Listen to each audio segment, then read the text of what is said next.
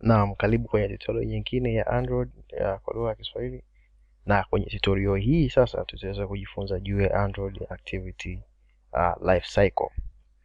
Tumekuwa na Activity LifeCycle nyingi tofauti. Kwa mfano tukiwa tunatengeneza application zetu, mara nyingi tulikuwa tunaandika kodi kwenye hii method ambayo ni onCreate, lakini tulikuwa labda hatujui, ama ulikuwa unajua lakini ukujua kama kuna zingine pia ambazo zinaitwa kama onStop, onRestart, onResume, na kimsingi hii hapa ni moja ya life cycle ya activity.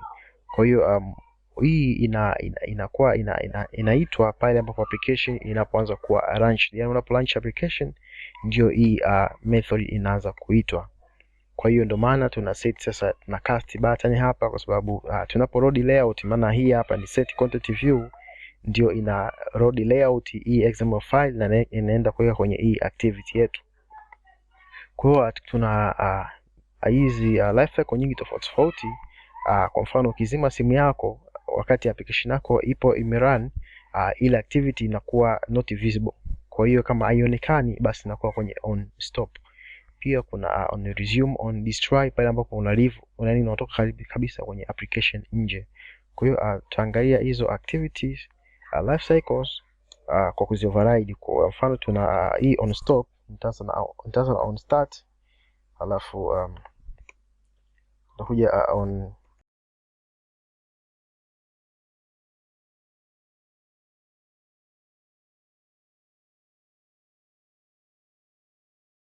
kwa naona tuna hizi methods ambazo ndio life cycle zenyewe. Kuna on start, on pause, on resume, on stop na restart na destroy.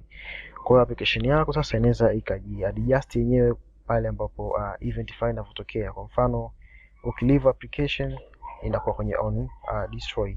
Pale ambapo application imekuwa overwritten by application nyingine, alafu baadaye ikarudi tena on top, yani ikarudi kwenye kama ndo hiyo current activity, basi inakuwa on restart.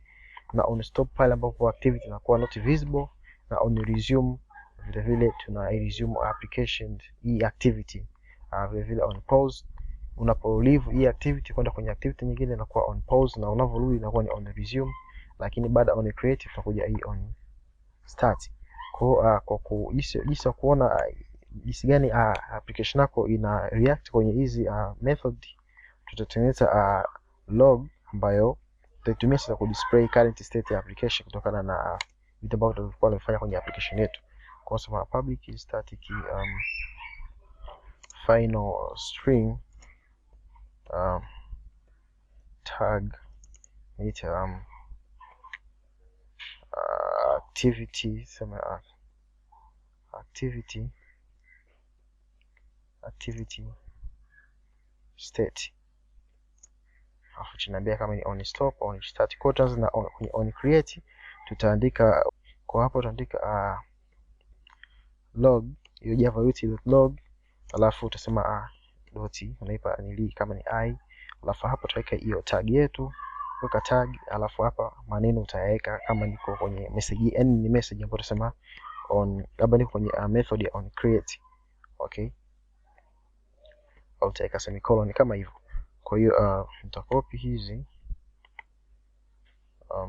nitapaste hapa,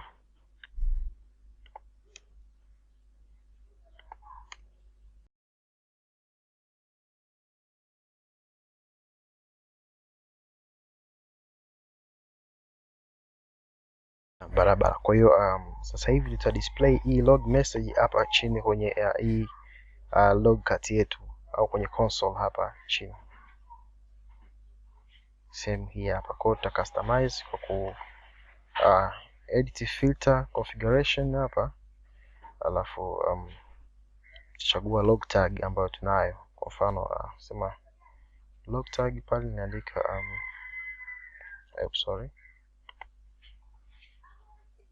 activity state. Kwa tukuja edit filter, alafu kwenye log tag hapa itakuwa ni activity, nyingine utaika hiyo. Kwa hapo unaweza kuweka package name, lakini tuache iwe hivyo. Tunasema okay. Kwa hiyo tukiangalia application yetu hapo utaona kuna details ambazo zitatokea, ambazo ni kama tukiwa kwenye on create, itatokea kwenye on destroy, vile vile on stop na kadhalika. To learn application. Okay, now ndugu mtazamaji, ukiangalia kwa makini state hapa ni launching applications, na inapo launch mara kwanza utaona kwenye tutakuwa kwenye on create. Sawa, kwa nirudisha emulator inapo connect. Kwa hiyo utaweza kuona kwamba ukija kwa makini hapo ukiangalia, utaweza kuona tulikuwa kwenye on create, tukaja kwenye on start na on resume. Kwa hiyo hapo ndio application yetu sasa hivi ipo na ina run. Okay, kwa hiyo nikijaribu kutoka nje au nikizima screen hapo, utaona hizi state zinabadilika.